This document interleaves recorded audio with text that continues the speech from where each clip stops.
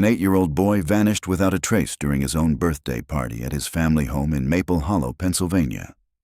A decade later, his mother stumbled upon something unthinkable at a local community yard sale just blocks from where he disappeared.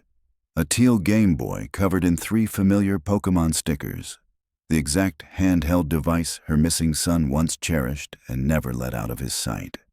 The autumn sunlight spilled through the trees of Maple Hollow, Pennsylvania, casting golden beams across the familiar streets, where the air carried the scent of fallen leaves and wood smoke. It was one of those September Saturdays that seemed suspended in time, warm, calm, perfect. The kind of day when memories came rushing back uninvited.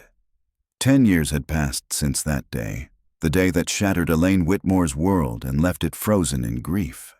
It was during her son Nathan's 8th birthday party, a moment that should have been filled with balloons, laughter, and the unfiltered joy of children had turned into a nightmare. She had stepped away for just a moment, just long enough to grab another plate of snacks, and when she returned to the backyard, Nathan was gone, as if he had been erased from the earth. No sound, no struggle, no sign of a break-in.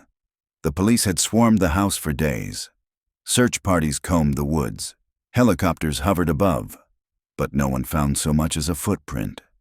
Now, a decade later, Elaine sat on the edge of her worn-out couch, staring blankly at a bare patch of wall where a cherished family photo used to hang. She had removed it years ago. Nathan's smile, captured forever in a frozen moment of innocence, had become too painful to bear. Her hand unconsciously toyed with the edge of a cushion when the doorbell rang, jolting her from the depths of memory. "Ella, it's me," came the voice of Donna McCarthy, her closest friend, from the other side of the door. Elaine opened it slowly. Donna stood there with a look of quiet resolve, a look she had worn all week. "You sure about this?" Elaine asked, her voice tired but cooperative. "You need to get out of this house," Donna said gently but firmly. "Just for an hour. The Lavender Grove Community Yard Sale is going on down in Ash Hollow. It's only a few blocks away." Elaine hesitated but found herself reaching for her coat. The familiar comfort of Donna's presence, combined with the crisp promise of the day, nudged her into motion. "I used to love yard sales," she said softly, more to herself than to Donna. "They're like little time machines, all those forgotten treasures whispering stories from the past." "That's the spirit," Donna smiled. "Come on. When's the last time we did anything outside this house together?" The drive through the neighborhood felt surreal. Maple Hollow had changed so little since that day. The same towering oaks lined the streets, their leaves now blazing in hues of red, gold, and orange. The same homes stood proud with their neatly trimmed hedges and pumpkins on the porch. Life had gone on.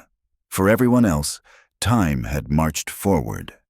But for Elaine, time had stopped in 1991. They pulled into Ash Hollow, where the yard sale was in full bloom. Rows of tables stretched across lawns and driveways, cluttered with everything from knickknacks to antiques. The hum of chatter, children playing, and the occasional bark of a dog filled the air with a kind of community vibrance Elaine hadn't felt in years. "Look at this turnout," Donna marveled, her eyes scanning the crowd. "The whole neighborhood must be here." As they walked slowly from one setup to the next, Elaine's senses were overloaded with nostalgia. Worn paperbacks, vintage board games, porcelain figurines, and outdated kitchen appliances sat side by side, each with its own untold history. For the first time in ages, Elaine felt a strange, tentative peace. Then something caught her eye. At one table, nestled among old toys and books, was a small teal Game Boy. Her breath hitched. She took a step closer. The color was identical to the one Nathan used to carry around like a security blanket. But it wasn't just the color. Her heart began to pound as she leaned in and saw them. 3 small Pokémon stickers. Pikachu in the center. Bulbasaur and Charmander on either side.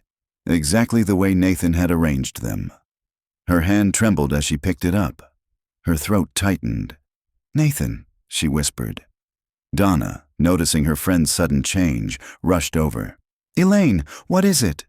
Elaine didn't take her eyes off the device.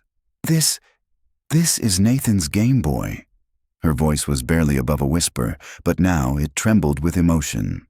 "These stickers. I remember helping him pick them out. No one else would have this exact combination, not in this arrangement." "Are you absolutely sure?" Donna asked, her voice low and careful. "There's no doubt in my mind," Elaine said, holding the device tightly as if it might vanish again. A man appeared behind the table, elderly and dressed in a plaid shirt and a worn cap. "Can I help you, ladies?" he asked politely.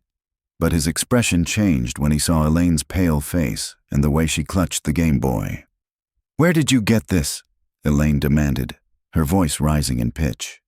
The man's face twitched slightly. "It was in a box of stuff I bought at an estate sale a few weeks ago." "Why?" Elaine took a step forward. "This belonged to my son. He's been missing for 10 years. Please, if you know anything at all." People nearby began to notice. Conversations faded, heads turned. The elderly man's friendly demeanor crumbled into uncertainty, then discomfort. I don't know anything else," he stammered, suddenly reaching out and trying to take the Game Boy from her hands. Elaine pulled it back. "Why are you trying to hide it? Why won't you tell me where it came from?" The man backed away slightly, eyes darting left and right. "Look, lady, I don't want any trouble." Her voice cracked with a mixture of desperation and hope, a fragile blend that had rarely surfaced in the past decade. The mere sight of this Game Boy, this relic from a life interrupted, had brought something back to life inside her. Not just the memories, but the possibility, faint and trembling, that Nathan might still be out there somewhere. Donna stood close, her expression full of concern, but also resolve. "Sir," she said, stepping in, her tone more controlled, "I think it's important that you try to remember where exactly you bought this.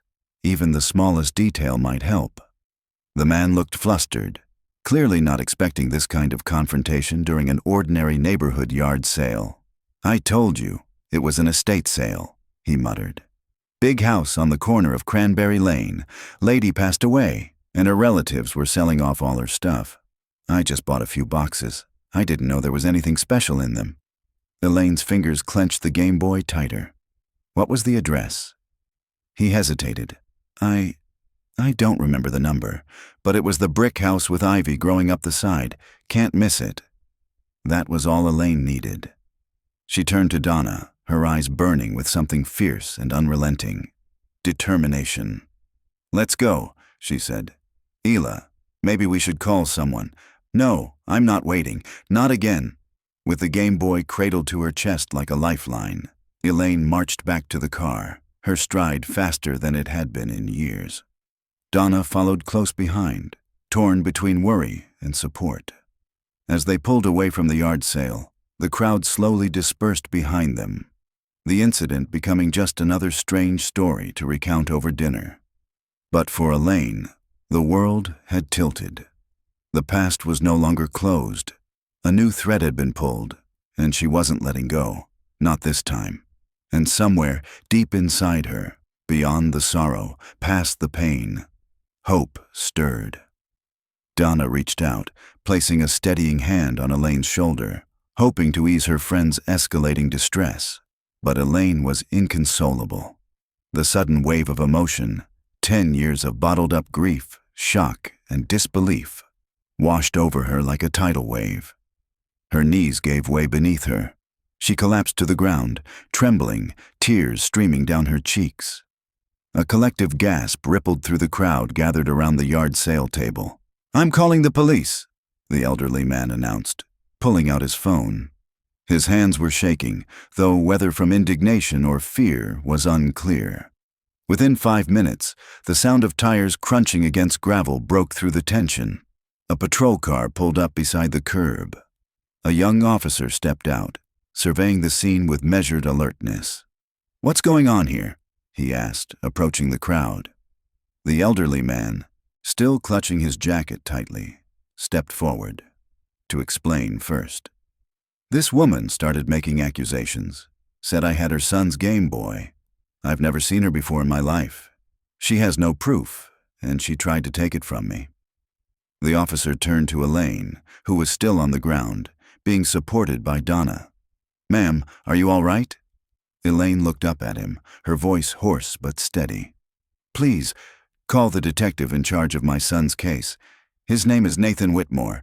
He disappeared 10 years ago, and that man has his Game Boy." The officer's demeanor changed. He reached for his radio. "Dispatch, I need backup at the Lavender Grove yard sale. Also, request contact with Detective Morrison. It's related to the Whitmore case. Repeat, the Whitmore case." More squad cars began to arrive. Sirens silent, but lights flashing. Then, an unmarked sedan pulled up. Out stepped Detective Morrison, a tall man in his early 50s with neatly combed silver hair and a calm but serious expression. He made a beeline for Elaine. "Mrs. Whitmore," he said gently, "can you tell me what happened?" Elaine pointed a shaking finger toward the elderly man. "That's him. He has Nathan's Game Boy. It's teal with 3 Pokémon stickers, Pikachu in the center, flanked by Bulbasaur and Charmander. That's Nathan's. I'm sure of it." Detective Morrison's face hardened. He turned to the man. "Sir, I'm Detective Morrison. I've been assigned to the Nathan Whitmore case since it opened. Nathan was 8 when he went missing. He'd be 18 now. Among the personal items reported missing was his Game Boy, a blue handheld console decorated exactly as described." He motioned to one of his officers. "Bring me the evidence binder." A moment later, Morrison was holding a well-worn folder. From it, he pulled out several old photographs. One showed a smiling Nathan sitting cross-legged on the floor, clutching the Game Boy with the exact sticker configuration. "Now," the detective continued, "I need you to hand over the device so we can compare it." The man hesitated, arms still crossed protectively over his pocket. Then another officer, younger and wide-eyed, stepped forward. "Wait a second. Is that Walter Griggs? That's Sergeant Griggs." The elderly man shifted slightly, straightening his back. The officer continued. "Sir, you were a police sergeant here in Ash Hollow for over 20 years. You know the protocols. You know we need to follow up." Walter Griggs exhaled slowly, then reached into his jacket and carefully removed the teal Game Boy. With visible reluctance, he handed it to Detective Morrison. The detective took it gently, holding it beside the photograph. The resemblance was undeniable. "Where did you get this, Mr. Griggs?" Morrison asked, his tone firm but not yet accusatory. Walter answered quickly. Too quickly. "I bought it at a flea market years ago. Don't even remember where." Elaine, still being steadied by Donna, erupted. "That's a lie! He's hiding something. He's connected to Nathan's disappearance. I know it." "Ma'am," Morrison said calmly, "please let us handle this." He turned back to Walter. "We'll need to search your vehicle and any belongings you brought to the yard sale." Walter clenched his jaw. "Fine. Do what you have to do." Officers photographed Walter's home and logged the Game Boy as evidence. They moved swiftly, beginning with the boxes Walter had brought. They opened each one methodically, examining items under the late afternoon light. Books, tools, electronics, nothing overtly suspicious. "We'll need to search your residence as well," Morrison said. "Will you cooperate?" Walter sighed heavily. "Whatever, but I don't want that woman." He pointed at Elaine. "Anywhere near my house." Detective Morrison nodded. "Understood." The group moved toward their vehicles. Elaine and Donna climbed into the back seat of Morrison's unmarked car, while Walter led the short convoy to his home, just a block away. Elaine sat stiffly, heart pounding against her ribcage. 10 years of silence and false leads. Could this finally be the break? They pulled up to a modest 2-story house with white siding and neatly trimmed hedges. It looked ordinary, unremarkable, but Elaine stared at it as though it held the secrets of the universe. "Stay in the car," Morrison instructed them. "We'll conduct the search." Elaine and Donna sat tensely, eyes fixed on the movement inside. Through the windows, they saw officers sweeping through the house, checking closets, opening drawers, lifting rugs. Every motion heightened Elaine's anxiety. Donna gripped her hand tightly. "We got farther today than in 10 years. That Game Boy didn't just appear." Elaine gave a weak nod, not in surrender, but in resolve. 30 minutes passed, then 45, nearly an hour. Finally, Morrison stepped out and made his way to the car. His expression was unreadable. Elaine rolled down the window, bracing herself. "We found nothing," Morrison said quietly. "No indication that a child lived here, no personal items, no forensic evidence." Elaine's breath caught in her throat. "But the Game Boy, we compared it thoroughly, but without DNA or any identifiable markings linking it to Nathan conclusively, it's not enough." He showed her documentation confirming Walter Griggs' identity. "Mr. Griggs is indeed a retired sergeant. He served in this town with full honors. There's no record of misconduct." Officer Chen stepped forward. "Ma'am, if I may speak off the record, Walter was respected. He mentored me when I started. I can't imagine him harming a child." Elaine stared blankly. "But the Game Boy—" "We understand," Morrison said, "but we can't proceed with an investigation based on the device alone. There's no concrete evidence tying him to Nathan's disappearance." Elaine felt a hollowness open up in her chest, a vacuum pulling every bit of hope into darkness. She had dared to believe this could be it.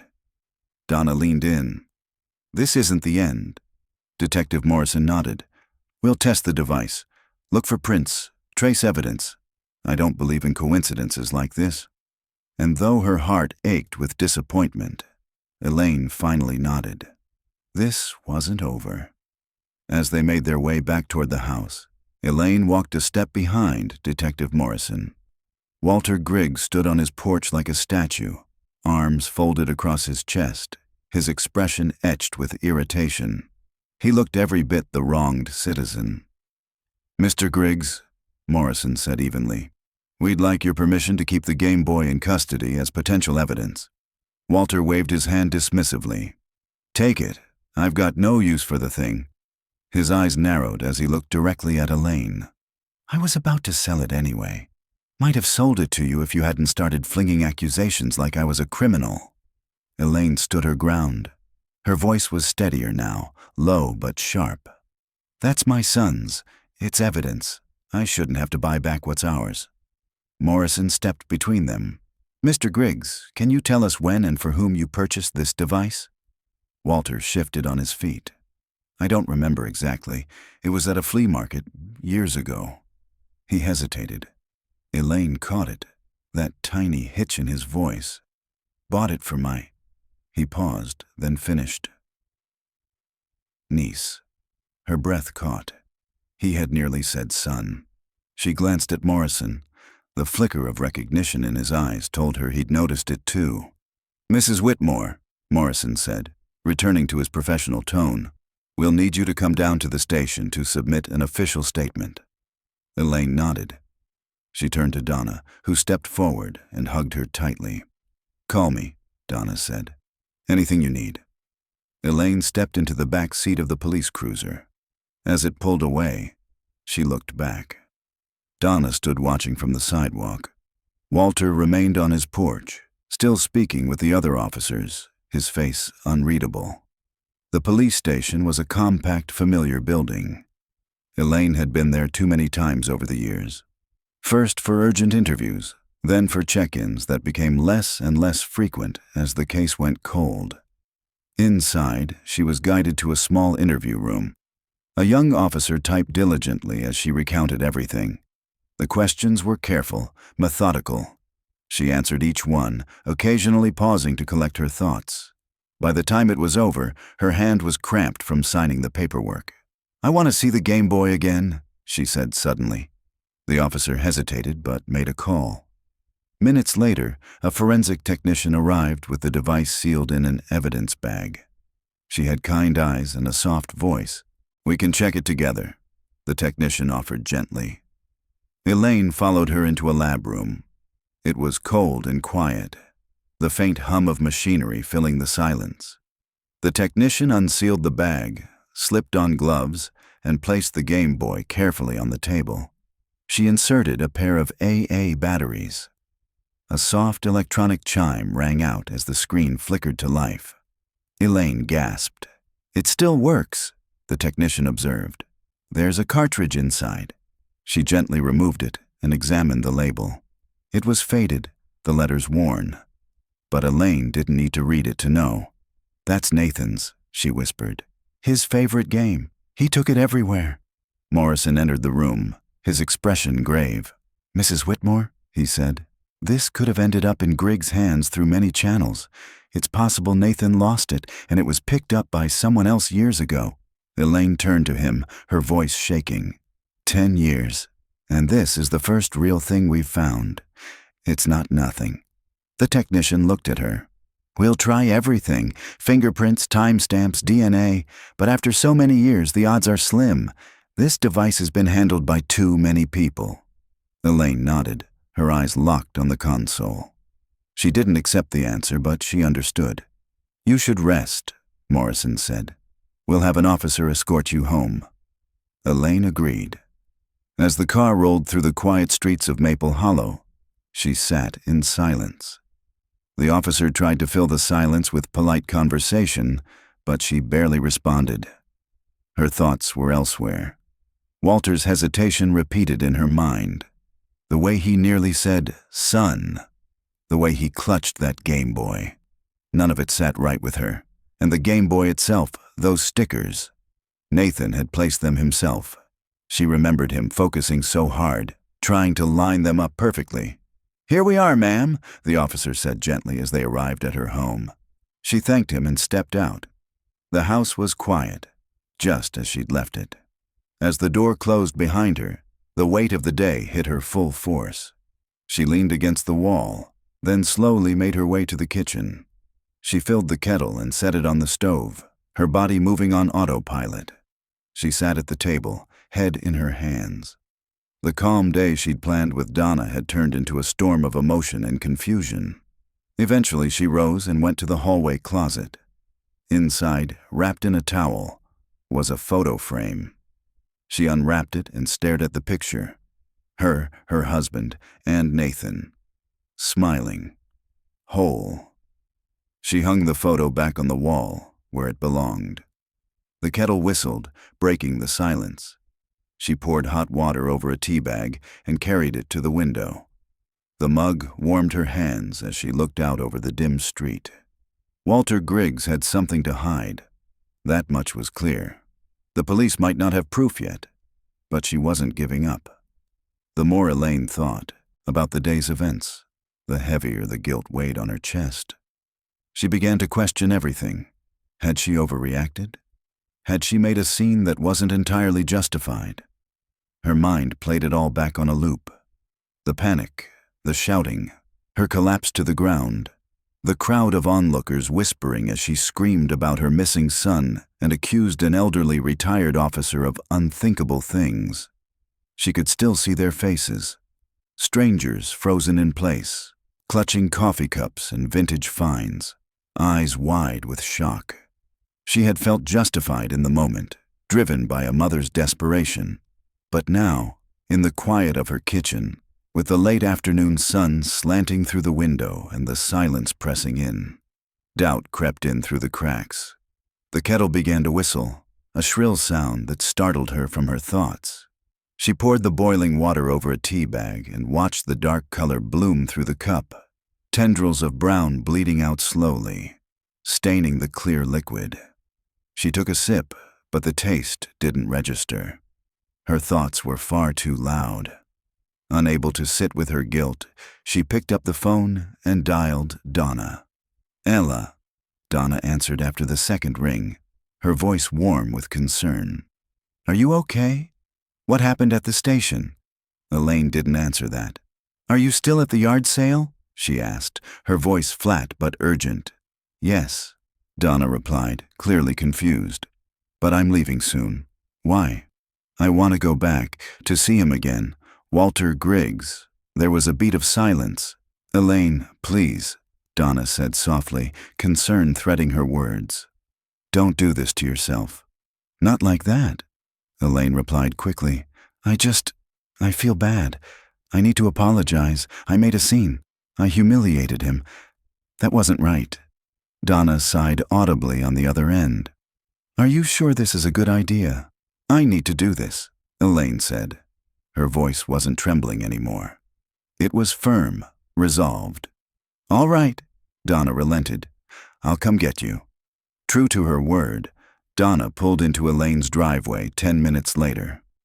Elaine climbed into the passenger seat, grateful beyond words for her friend's loyalty. They drove back through Maple Hollow in silence, the shadows growing longer across the road. The yard sale would be winding down by now. Elaine checked her watch. It was just past 3. As they pulled into the parking lot near Lavender Grove, it was clear most vendors were already packing up. Folding tables were half empty, and boxes were being closed and loaded into car trunks. The atmosphere felt subdued, like the tail end of a festival when the music fades and reality begins to creep back in. They spotted Walter near his car. He was loading boxes into the trunk, his movements brisk and forceful. Even from across the lot, it was clear he was upset. His shoulders were rigid, his face tense. Are you sure you want to do this? Donna asked again. A last chance for Elaine to back out. Yes, Elaine said, her voice low. Her heart was pounding, but her feet kept moving. They approached cautiously. Walter looked up as they neared, and his expression hardened immediately. What now? He snapped. You've said enough already. What do you want from me this time? Elaine stopped a few feet away. I came to apologize, she said quietly. I shouldn't have yelled. I shouldn't have accused you like that in front of everyone. I lost control. I'm sorry. Walter stared at her for a long moment. He didn't soften, not visibly, but he didn't shout either. I hope the neighbors didn't get the wrong idea, he said curtly. I've lived here peacefully for years. I don't need this kind of mess following me around. I understand, Elaine replied, her voice just above a whisper. I truly am sorry. Walter slammed the trunk shut with a loud metallic thud. I've got more stuff to pack. I don't have time for this. He walked away, heading back toward the remaining sale items. Elaine and Donna turned and walked back toward their car. Well, Donna said gently once they were seated inside, you tried. But before Donna could start the engine, another car pulled up near Walter's. It was a bright green Volkswagen Beetle, an odd contrast against the muted tones of the neighborhood. The man who stepped out was in his late 20s or early 30s, lean and fidgety. His eyes darted around the lot as he approached Walter, who had returned with another armful of items. That's interesting, Donna murmured. They watched as Walter shoved a heavy box toward the younger man with visible frustration. The box wasn't sealed, and as it tipped, several small items spilled onto the pavement. Game cards, toy cars, small, brightly colored trinkets. The younger man knelt to scoop them up, his movements quick and agitated. Walter leaned in, speaking in a harsh tone. Though the words weren't clear, the tension in their body language was unmistakable. Donna rolled down her window just a crack. A gust of wind carried fragments of the conversation. I don't care. Not mine. More wind. Honest with me, for the sake of your mother. The younger man stood up abruptly, shaking his head, clearly distressed. He clutched the box and stomped toward the Beetle, tossing it into the back seat, without looking back. Elaine and Donna sat in silence, watching. What do you think that was about? Elaine asked quietly. Donna shook her head. No idea, but something about that didn't feel right. Elaine's eyes were fixed on the box. Maybe that's his son, she murmured. Walter mentioned something about a mother. It fits. And the box was full of kids' stuff, Donna added. If it belonged to him as a child, then the Game Boy was probably his too, Elaine finished. An idea bloomed suddenly in Elaine's mind. What if we talked to the son? Maybe he knows where the Game Boy came from. You mean follow him? Donna asked, alarmed. Elaine, we're not stalkers. I just want to talk, Elaine pleaded. We don't have to chase him. Just see where he goes. Maybe we can speak to him somewhere public. And if he doesn't want to talk, then we leave him alone." Donna looked at her long and hard. Finally, she sighed. "All right, but we do this carefully. No trespassing, no drama." Elaine nodded eagerly. "Yes, thank you, Donna. Thank you so much." As Donna started the engine, Elaine leaned forward, watching the road where the green beetle had disappeared. The leaves rustled in the wind, and a few late autumn petals fluttered across the lot like confetti.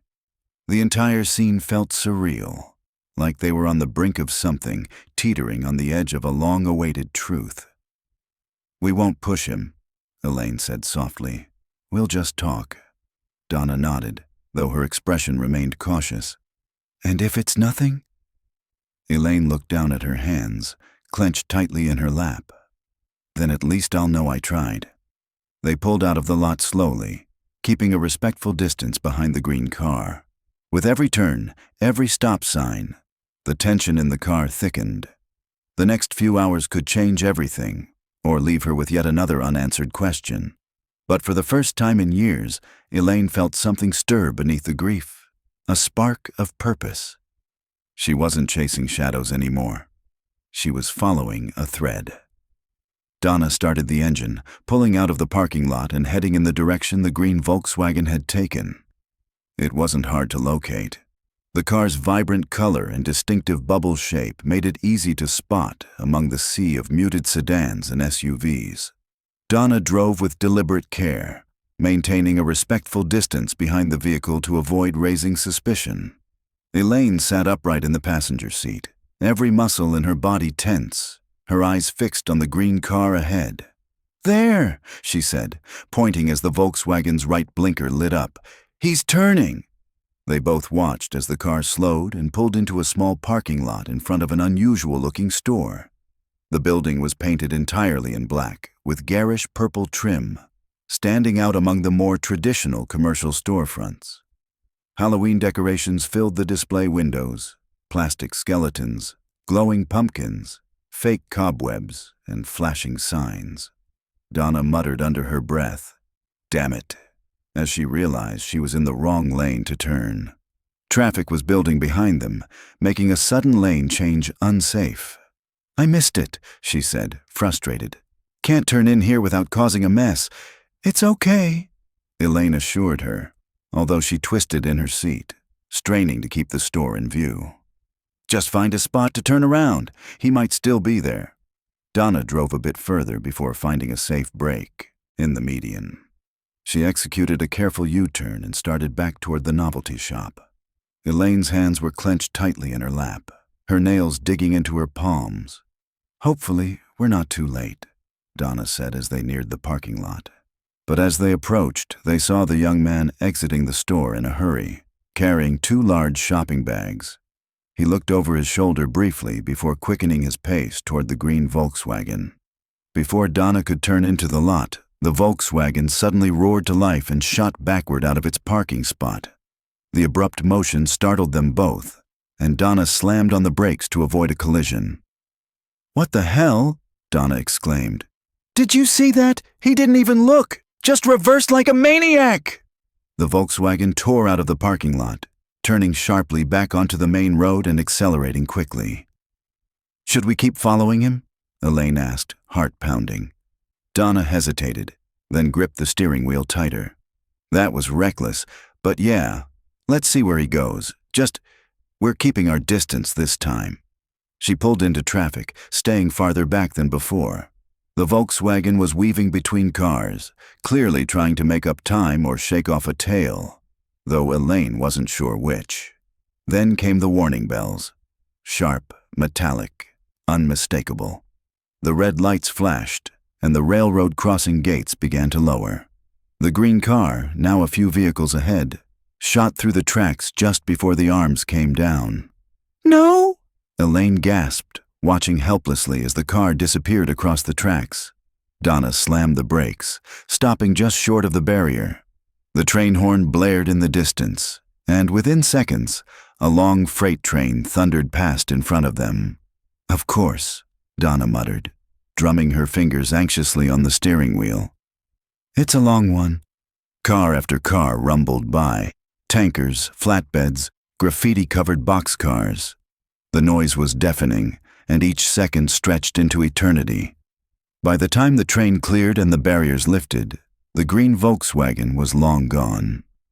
Donna sped across the tracks, both women scanning the road ahead, hoping for a glimpse of the car. But at the next intersection, the road split 3 ways. No sign of him. "Which way?" Donna asked urgently. Elaine's voice was hollow. "I don't know. We've lost him." Donna pulled over, exhaling slowly. "I'm sorry, Elaine. Between the train and that fork, there was no way to keep up." Elaine leaned back in her seat, staring out at the deepening sky. "It's okay. We followed him far enough. Maybe it was nothing. We probably should have gone to the police in the first place." Donna nodded. "We still can. We can tell them everything. He looked like Walter's son to me.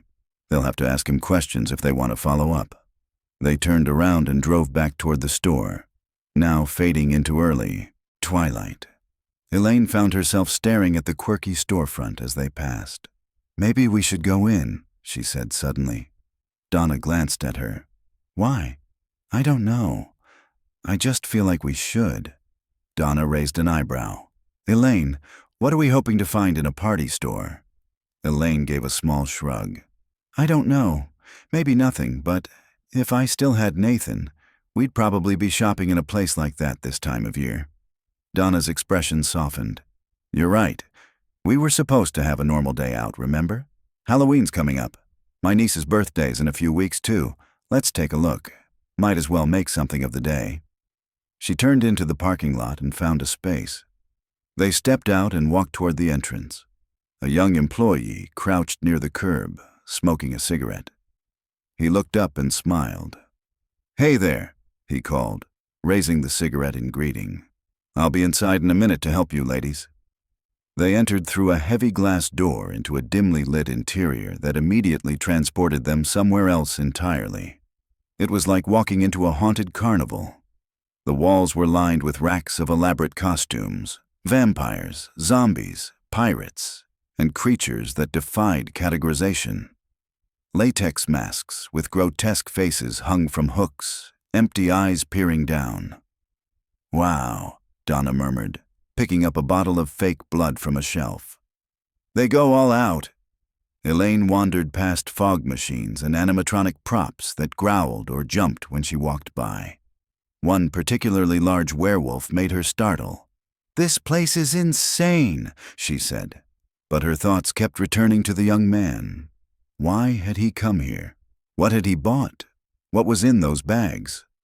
She scanned the checkout counter from a distance, but saw no receipts or leftover items. Still, something about the store gnawed at her, an intuition she couldn't shake. They browsed in silence, both absorbed by the spectacle around them, yet neither truly at ease. Elaine moved slowly toward the back of the store, where shelves were stacked high with party supplies, streamers, candles, themed tablecloths, and tiny toys meant for gift bags. The nostalgia was almost too much to bear. She imagined Nathan begging her to buy plastic spiders or those little wind-up monsters that always delighted him. She picked up a pack of glow-in-the-dark rings and turned them over in her hand. So ordinary, so meaningless to anyone else. But to her, it represented all the years she'd missed. Birthdays uncelebrated, costumes never worn, laughter never heard again. "You okay?" Donna asked, appearing at her side. Elaine nodded, though her throat was tight. "Yeah, just remembering." The young employee from earlier stepped inside then and called from the front. "Let me know if you need help finding anything. We've got new arrivals on the center display." They thanked him and made their way toward the front, again. As they passed the center table, Elaine paused. Among the array of masks and novelty items was a display case with collectible card games, Pokémon, Magic, and others. Some of the cards looked old, almost vintage. She leaned in, inspecting them. "These look like they've been around for a while." Donna joined her, peering at the case. You think he bought something from here for nostalgia? Maybe from his childhood? Elaine shrugged. Maybe. Think he sold anything to them? The thought made Elaine straighten up. Maybe. She approached the employee. Hi, this might sound strange, but do you ever buy items from customers, like collectibles? The young man shrugged. Sometimes. Depends on what it is. Our manager handles all that, though. I'm just part-time. You'd have to come back during the week. Elaine nodded slowly. Okay. Thanks. As they left the store, she glanced back at the display window one last time. Something about the day's events didn't feel random. Something about the way that young man had acted, the speeding, the evasiveness, made her think there was more to uncover. As they got back in the car, Donna asked, "Still think it was silly?" Elaine shook her head. "Number not silly. I think we were meant to see that." They drove off in the fading light, the purple trim of Dark Delight's party emporium vanishing in the rearview mirror. The road ahead was uncertain, but Elaine no longer felt lost. She felt ready. Donna eventually decided on a witch costume she believed her niece would absolutely adore. It shimmered with iridescent purple fabric, dotted with silver stars that sparkled like tiny constellations under the fluorescent lights. "This is perfect," she said with a smile, holding it up for Elaine to see. "She's going to love this, no question." They headed over to the cashier's counter with the costume in hand. But when they arrived, they found the station unmanned. Through the window, the clerk was visible outside, crouched on the curb, lazily finishing a cigarette, clearly in no rush to return to his duties. His posture screamed disinterest, his attitude even from afar that of someone who didn't care how long customers waited. Donna placed the costume on the raised edge of the counter with a sigh. "I'll go get him," she offered, already turning toward the entrance. As she moved away, the silky costume slipped off the sloped counter and slid behind it, disappearing out of view. "Just leave it," Donna called back, not wanting Elaine to trouble herself. "I'll have him come grab it." But Elaine, always polite and unwilling to let others clean up her messes, stepped around the counter slightly and leaned over to retrieve the fallen garment. As she stretched across the surface to grab the edge of the fabric, her eyes fell on something unexpected. A laptop, open and active, perched on the cashier's workspace. The screen was paused on a grainy, low-resolution video. The costume had landed partially on the keyboard, and as Elaine reached for it, her fingers inadvertently pressed a key. The video sprang to life. What unfolded on screen sent a chill down her spine. The footage was clearly captured at night, in what appeared to be a wooded area. The camera wobbled as it moved through the trees, the branches parting and swaying under the shaky motion. Then, abruptly, a face appeared, lit by the harsh glare of a flashlight. The figure leaned close to the camera and said, "What do you think?" Then the video ended, cutting to black. Elaine blinked, stunned. Despite the grainy quality and poor lighting, she was almost certain the man in the video was the same one they'd seen earlier, the one she believed to be Walter Grigg's son. The bell above the store door jingled, and Donna walked in, the store clerk trailing behind her, his face showing clear irritation. It was obvious that Donna's interruption had annoyed him. "What were you doing back here?" the clerk asked sharply, his eyes narrowing as he saw Elaine behind the counter. Elaine stepped away from the laptop quickly. "I wasn't snooping," she said, her voice calm but urgent. "The costume slipped, and I was just trying to get it. I accidentally pressed a key. A video started playing." The clerk moved toward the laptop with sudden haste, his face reddening. He fumbled for the keyboard, clearly intending to close the file before Elaine could say more. "Wait, who was the man who came here earlier?" she asked, her eyes fixed on the clerk. "The one in the green Volkswagen?" "Which one?" he replied, feigning confusion. But his body language betrayed him. His hands moved faster now, his eyes darting back and forth. "You know who I mean," Elaine pressed. "The guy who left just before we arrived." The clerk's demeanor changed. He stiffened, then snapped. "Did you do something to my laptop?" In his hurry to minimize the video window, he accidentally dragged it aside, revealing what had been behind it. Elaine's breath caught in her throat. It was a Yahoo Messenger window, a group chat titled "Scary Fun Party." Within the message history, bold text stood out. A user with the name Nathan, surrounded by flashing messenger emojis, making the name pop like a neon sign. Elaine stepped forward. "Why is that name there?" she asked, her voice trembling. "Nathan was my son. He's been missing for 10 years. The clerk scoffed. "Lady, that's just a screen name. Nathan's a common name. Doesn't mean anything." "But it does to me," Elaine replied, trying to keep her composure. "And that man in the video, you know him. He's the same guy we saw earlier." Donna joined her, placing a steady hand on her shoulder. "Do you recognize him?"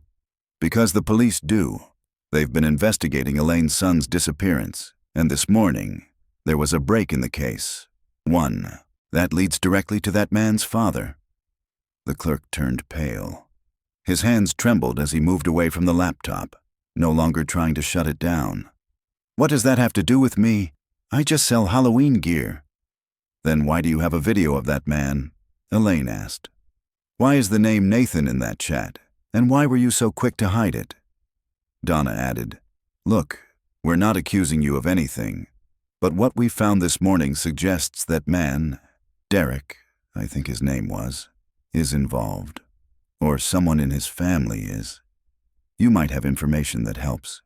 That's why we have to tell the police." "No!" the clerk nearly shouted, panic overtaking him. "Please, don't call the cops. I didn't do anything, I swear. The guy's name is Derek. He's planning some kind of haunted house event. He said he wanted to host a scary party at his family's old property. That chat? It's just planning. That's all." Elaine narrowed her eyes. "Why did the name Nathan come up?" "I don't know," the clerk insisted. "I swear, he just said it was part of the theme, like a fake guest of honor or something. Look, here." He reopened the Yahoo Messenger window with shaking hands. Elaine and Donna leaned in as he scrolled through the chat log. Messages flashed by with phrases like, "Surprise for Nathan," "Max Scare Factor," and "Need strobes and fog at full blast." One message listed a rural address and noted, "All crew must meet here. No late arrivals. Bring everything." Donna pulled out her phone and quickly snapped a photo of the screen. "You're obviously friends with him. This isn't random." "Yes, we talk sometimes," the clerk admitted, eyes wide. "But I swear, I don't know anything about a missing boy. That's just a coincidence." Elaine nodded solemnly. "Maybe, but this is information the police need." The clerk backed away, looking truly terrified now. "Please, don't. If the cops come here, I'm finished. I'm already on probation, shoplifting a couple of years ago. This job is my last chance. If I lose it, I'll be back on the street." Elaine didn't respond right away. Her eyes were locked on the name still visible in the chat log, her pulse loud in her ears. She had waited so long for a clue, anything, that might bring her closer to understanding what happened to Nathan. And here it was, hiding behind a Halloween display and a careless clerk's laptop. Donna spoke softly but firmly. "This isn't about ruining lives, it's about saving one, or at least uncovering the truth." The clerk dropped into the chair behind the counter, burying his face in his hands. "I just wanted to make some extra cash. I didn't know this would get so serious." "We're not blaming you," Elaine said, her voice softening. "But this can't be ignored. Someone planned something and used Nathan's name in the process. Whether it's real or symbolic, we need to find out." She pulled out her phone and dialed Detective Morrison's number, her hands shaking but her resolve clear. As the phone rang, Donna reached over and squeezed her hand. "We're getting closer," Donna said. "Whatever happens next, we're not letting this go." "I could go back to jail." Donna finished writing down the address in her notebook and straightened, looking empathetically at the terrified young clerk. "If you haven't done anything wrong, you won't be in trouble," she reassured him gently.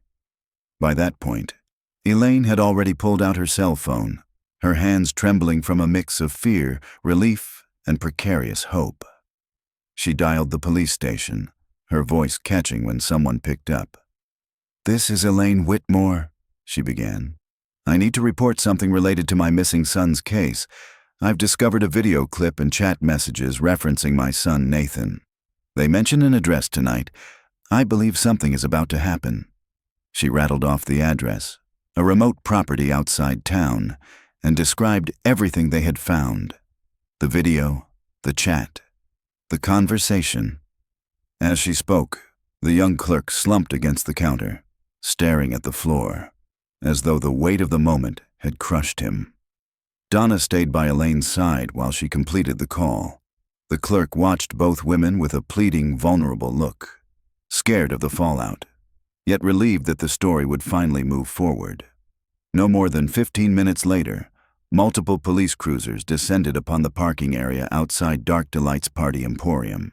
Their sirens cut through the evening air, puncturing the store's surreal atmosphere. Officers rushed inside as the clerk flinched visibly, pale and sweating, stepping back from the register. Detective Morrison arrived among them, not even bothering to knock as he entered, and Elaine hurried toward him. Between Elaine's rapid, hushed explanation and officers separating to question the clerk, the store swiftly turned into an operational scene. Morrison nodded, listening with intense focus. In a low voice, he murmured, "He's on probation, but he's cooperating, and so far, he's been helpful." Elaine looked down. I care about that kid too," she admitted. "I don't know what comes next for him." "He may face administrative consequences," the detective replied. "But you've provided information that could really be critical. You did well." One of the uniformed officers approached with a note in hand. "Ma'am, this address isn't far, just outside of town, near the edge of the woods." Another officer radioed. "Dispatch. Walter Griggs confirms the address is his family's long-abandoned vacation home. He says he thought Derek lived elsewhere. He denies knowing about tonight's gathering." "Copy that," Morrison replied. He turned to Elaine and Donna. "Let's go," he offered them seats in his unmarked vehicle, and they climbed in. Morrison started the engine, and they pulled away from the store, heading into less traveled roads, the day slipping into dusky twilight. From the back seat, Elaine watched as street lamps gave way to thick foliage and narrower lanes. The radio crackled again. "Detective Morrison, dispatch advising the property is confirmed as the Griggs family land, vacant for years." "Understood," Morrison responded. He stitched a steady route through winding asphalt edges that cut into small patches of forest. Silhouettes of tall trees drifted past the twilight sky, turns of amber, purple, and blue. Finally, Morrison turned down a rough dirt road at the intersection marked only by a weathered wooden post. The vehicle rolled along a rutted path, past overgrown shrubs and untended grass, until it stopped before an eerie structure. There it stood, an old semi-abandoned cottage, its windows boarded and siding gray with time. Weed-choked garden beds had overtaken the front yard. Elaine swallowed as she stared at the property, both haunting and familiar, like the periphery of a childhood memory. "There it is," Elaine whispered. She pointed to a green Volkswagen parked near the edge of the house, recognizable and hauntingly out of place. "I see the car, but no one is around." "Let's move cautiously," Morrison told his team firmly.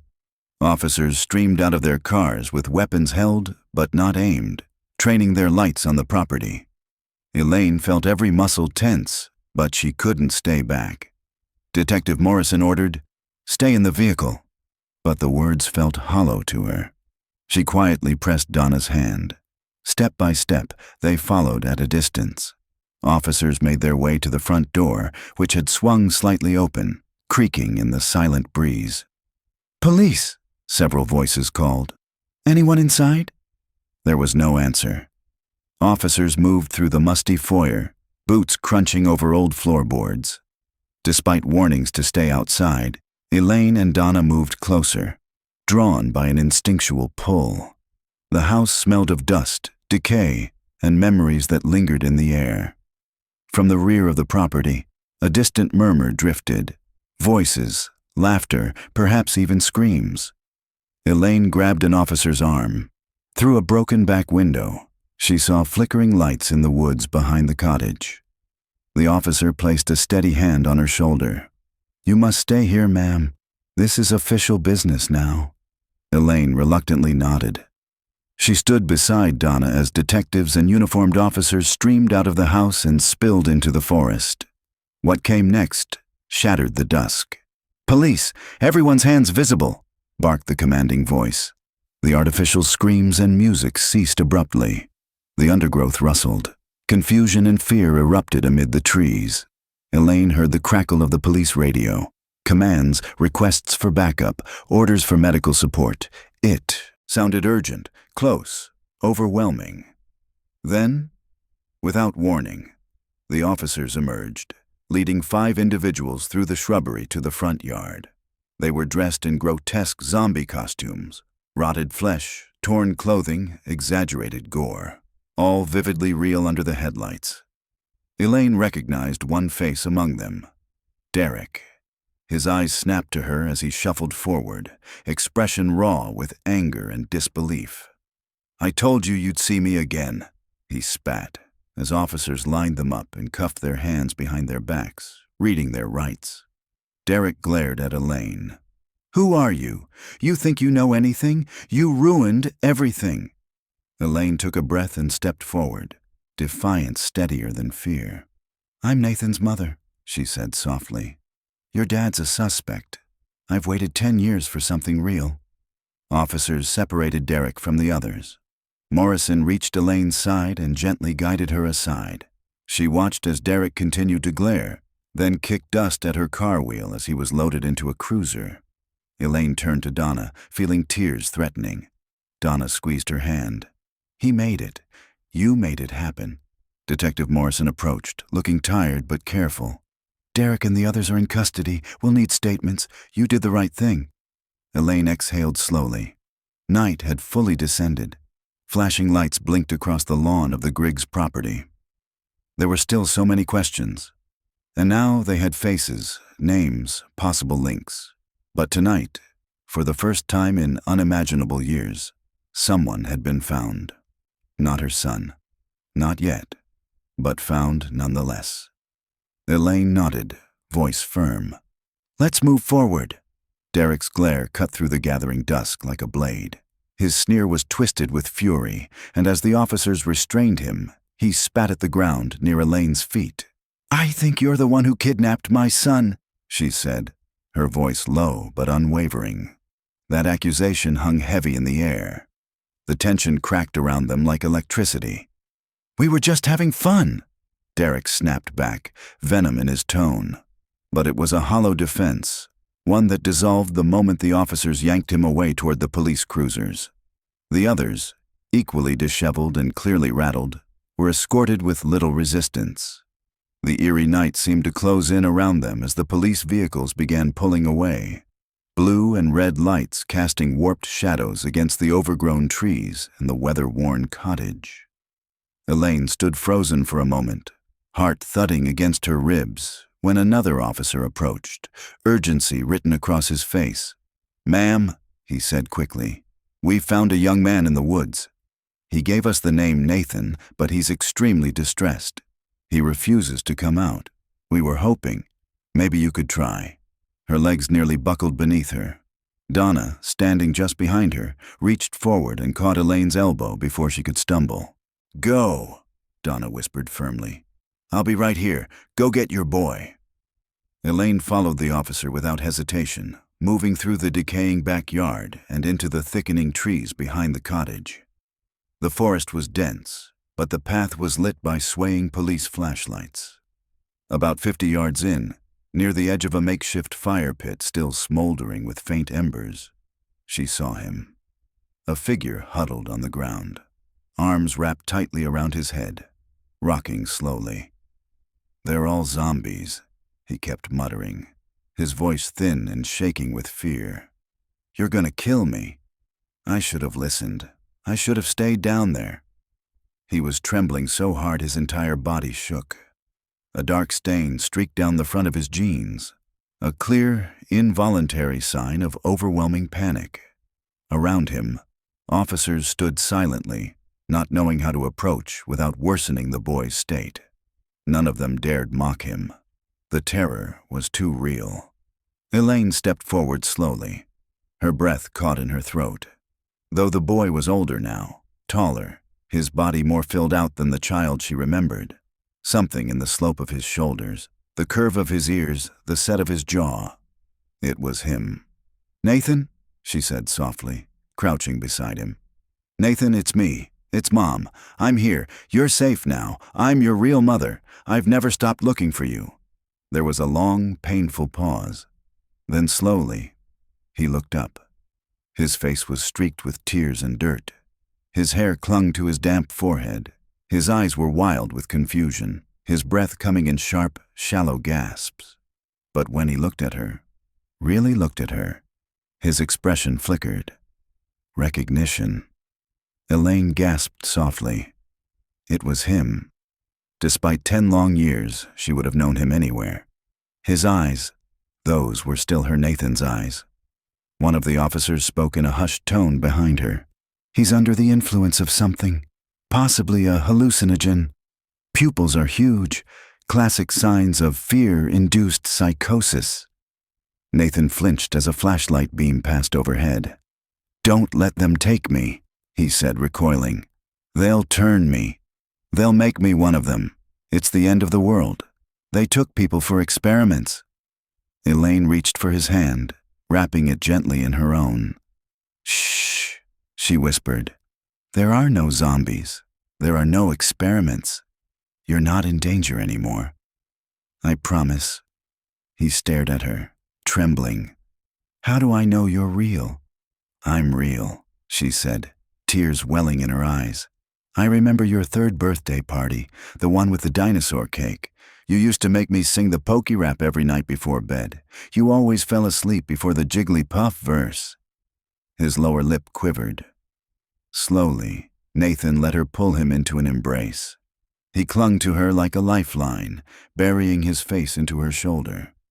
She stroked his hair gently, whispering the same lullabies she used to sing when he was small. The officers gave them space, watching silently as Elaine coaxed her son back from the edge. After several minutes, he allowed them to help him to his feet. He never let go of her hand. They emerged from the woods together. An ambulance waited nearby, lights low but ready. Paramedics met them and began assessing Nathan gently. He recoiled again at first, until Elaine spoke softly to reassure him. "He's definitely still affected," one paramedic noted. "We'll need to transport him. Probably need to run a tox screen and hydrate him." Nathan panicked at the word hospital. "No, no hospitals. They'll lock me up. They'll hurt me." Elaine leaned in again, cradling his face. "Sweetheart, no one's going to hurt you. They're just going to help. I promise. I won't leave your side." The paramedics looked to her for consent to administer a mild sedative. Elaine nodded. Within minutes, Nathan's breathing slowed, his shoulders slackened, and his eyes began to close. Detective Morrison appeared beside the ambulance. "Mrs. Whitmore," he said, "you should go with him. My team will remain here and begin collecting evidence. We're bringing Walter Griggs to the station. You'll have your chance to talk with him, but later." Elaine hesitated. She glanced at Donna, who nodded immediately. "Go. He needs you." Elaine turned back to Morrison. "She's coming with us." "Of course," the detective agreed. Donna climbed into the ambulance alongside Elaine. Nathan was secured on the stretcher, but Elaine never let go of his hand. The doors closed behind them with a soft thud. The crime scene faded away as the ambulance drove toward the hospital. In the emergency department, chaos buzzed in the background, but Elaine barely noticed. As nurses and doctors moved around them, she kept her eyes only on Nathan. When the staff asked her to wait, she reluctantly let go of his hand and allowed them to begin treatment. She and Donna were led to a waiting room with beige walls and stiff chairs. It was quiet, almost sterile. Elaine sat, dazed. After all these years, after a decade of mourning and hoping and imagining every terrible possibility, her son was alive. "I can't believe it," she whispered. "He's really alive. My Nathan is alive." Donna sat beside her, eyes wet, and held her friend's trembling hand. "We found him," she said. "You brought him home." "You found him, Elaine," Donna whispered, her voice thick with emotion. "After all these years, you found him." The two women sat in stunned silence, the weight of what had just transpired still settling in around them like a heavy blanket. Elaine turned to Donna, tears welling in her eyes, her lips trembling as she tried to speak. "Thank you," she finally whispered, voice raw with gratitude. "If you hadn't kept pushing me to go out, if you hadn't insisted on that silly yard sale, I never would have seen that Game Boy. We never would have found him." Donna gently squeezed Elaine's hand, her own eyes glistening. "From now on," she said softly, "you focus on the future. You're strong, Elaine. You never gave up, even when the world gave you every reason to. Now you've got your boy back." Time seemed to slow as they waited in the sterile hospital waiting room. The buzz of fluorescent lights above them, the distant beeping of machines down the hallway, and the occasional shuffle of nurses all blurred together. Elaine couldn't stop the images playing over in her mind. Nathan's wild-eyed fear in the woods, his desperate mutterings about zombies, the heartbreaking moment of recognition when he realized she was truly his mother. What had Derek done to her child? Finally, the waiting room door creaked open. A doctor, older with white hair and wire-rimmed glasses, stepped in. His name tag read Dr. Peterson. "Mrs. Whitmore?" he asked kindly. Elaine stood quickly. "Yes, how is he? How's Nathan?" Dr. Peterson offered a calm smile. "He's stable. We've identified the substance he was exposed to, an intense hallucinogen known to amplify paranoia and vivid sensory distortion. It explains the panic, the confusion, and why he truly believed he was in the middle of an apocalyptic event." Elaine felt a rush of air escape her lungs. "But physically? Was he hurt?" The doctor shook his head. "Surprisingly, no signs of direct physical abuse. He's underweight and dehydrated. Signs of long-term nutritional neglect, but we're already starting him on supplements and fluids. He's currently resting in a private room while the effects of the drug wear off." Elaine clutched Donna's hand tightly. "Can I see him?" "Soon," Dr. Peterson promised gently. "Let him rest a little longer. He's safe now." Not long after, Detective Morrison arrived with another officer. His usual calm demeanor was tinged with solemnity. "Mrs. Whitmore, Miss Parker," he greeted. "If you're up for it, we'd like to brief you on what we've learned so far." They followed him to a quiet consultation room. The detective opened his notebook and began.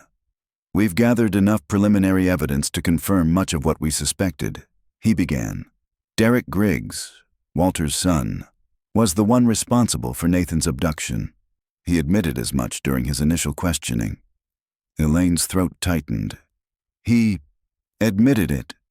"Yes," Morrison said. "And not just in passing. He spoke with disturbing pride. According to Derek, he first encountered Nathan on his 8th birthday, the party at Briarwood Park." Elaine nodded slowly, the memory flooding back. It was a beautiful day. So many families came. The kids played in the butterfly garden. There was cake, balloons. Derek said he approached Nathan by pretending to be a cool older kid. He told Nathan he had a secret spy game. Nathan, trusting and excited, followed him into the woods. Derek sedated him using allergy medicine from his father's old EMT kit. He carried him away unnoticed, through the back of the park. Elaine covered her mouth. Her heart shattered again. "Derek took him to a long-abandoned vacation house Walter Griggs had once owned near Ash Hollow," Morrison continued. "It had a basement. Derek sealed it off, made it into a twisted version of a survival bunker. He told Nathan that everyone at the party had been killed in a zombie outbreak. That he, Derek, was the only one who saved him." "That poor child?" Donna murmured, eyes wide. "For 10 years, Derek kept him hidden from the world. Morrison said. He claimed he homeschooled Nathan and tried to prepare him for what he called the real war. He told him cities were gone, civilization had crumbled, and that leaving the basement meant almost certain death. Elaine could barely breathe. That's why Nathan was so terrified. The zombies, the panic, he believed all of it. To keep the illusion alive, Derek staged elaborate survival missions in the woods, the detective said. He'd dress his friends in zombie costumes, dose Nathan with hallucinogens, and orchestrate scary nights, where Nathan would be hunted only to be rescued again by Derek. And the others? Donna asked. The ones arrested? They thought it was immersive horror, a party experience. None of them realized Nathan was truly a prisoner. They thought it was some local kid in on the act. Elaine's face twisted with grief and rage. They tortured him, played games with his trauma. Morrison nodded solemnly. It was psychological warfare, and Derek, in his delusion, believed he was a protector, a guardian, but it was all control, nothing else. Elaine wiped her tears. What about Walter? Did he know? There was a pause before Morrison answered. He's complicated, he said carefully. Walter Griggs claimed he had no idea. The vacation home was forgotten, never sold, but he admits he suspected Derek was hiding something. They were estranged. Walter said he'd sometimes see Derek bring home supplies, gear, but whenever he questioned him, Derek dismissed it. He saw the Game Boy, Elaine whispered. He recognized it. That's why he panicked. Yes, and now, Walter wants to speak with you. We can arrange a monitored visit if you're ready. Elaine looked at Donna, then slowly nodded. I want to hear what he has to say. Morrison stood and stepped out briefly. When he returned, an older man followed behind him, Walter Griggs. He looked weathered and weary, his face drawn with guilt. He sat across from Elaine, unable to meet her gaze at first. Then, with effort, he cleared his throat. Mrs. Whitmore, I am deeply sorry, he said quietly. I swear to you, I didn't know, but maybe I should have. Maybe I chose not to see. Elaine watched the man in front of her, gauging every twitch of his weathered features. She wanted to scream, to ask how a former officer of the law could overlook something so devastating. But beneath the anger was something more painful, disappointment. For years, her son had been hidden less than an hour away, and this man, perhaps the only one who could have suspected something, had looked the other way. Walter continued, his voice rough. After my wife died, I lost track of a lot of things. Derek was always a bit strange, obsessed with apocalyptic stories, conspiracy theories. He had trouble keeping jobs, but I never thought, God help me, I never thought he'd do something like this. Elaine said nothing. Her silence was louder than any accusation. I saw the Game Boy a few years ago, Walter confessed. Derek told me he found it in an old junk shop, said he was collecting nostalgic stuff. I didn't push, I didn't ask, and when I saw you at the yard sale I panicked, not because I was guilty, but because I was afraid the truth had finally caught up to me. He looked up, finally meeting Elaine's eyes. I failed you. I failed your son. If you never forgive me, I'll understand. Elaine stared at him, the storm of emotions swirling inside her too vast to express in a single response. Finally, she said, This isn't about me forgiving you. This is about making sure my son gets the life he was robbed of. If you want to help, start by telling the truth. To everyone. Every time. Walter nodded slowly, tears slipping down his cheeks. I will. I promise. Detective Morrison closed his notebook. That's all for now. We'll keep you updated on Derek's charges and any additional findings. Elaine rose from her chair, Donna at her side. As they walked back toward the waiting room, she felt the weight of the last decade pressing heavily on her shoulders, but also, for the first time, the faintest glimmer of release. She had found Nathan, and now, somehow, they had to start again. I knew my son had problems, Walter said. his voice weighed down with years of denial and guilt. There was always something off about him. Even as a little boy, Derek had a strange fascination, an unhealthy obsession with children. I noticed it early, but I didn't know what to do. I thought he'd grow out of it. I thought it was just a phase. He paused, struggling to collect his thoughts as the silence thickened around them. When I was still working as a police officer, he continued, I was rarely home. I was always on duty, chasing leads, keeping the peace. Derek spent most of his childhood with his grandparents. We were never particularly close. Not when he was a boy. Not even after he became an adult. Elaine, sitting across from him, stared with eyes sharp and unwavering. Then why? She asked, her tone like steel. Did you try to hide that Game Boy at the yard sale this morning? Walter flinched as if the words physically struck him. He rubbed his face with one hand and let out a shaky breath. Because the moment you recognized it, I knew. Deep down, I knew Derek had done something terrible. But I didn't want to believe it. When you said your son had been kidnapped, I panicked. I thought maybe Derek had bullied someone or stolen it, or scared some kid. His voice cracked with emotion as the truth became harder to speak aloud. Years ago, I found strange images on his computer, pictures of children. Nothing explicit, but it set off alarms in my head. I confronted him. He got angry, slammed the door in my face. I thought about reporting him, but I didn't.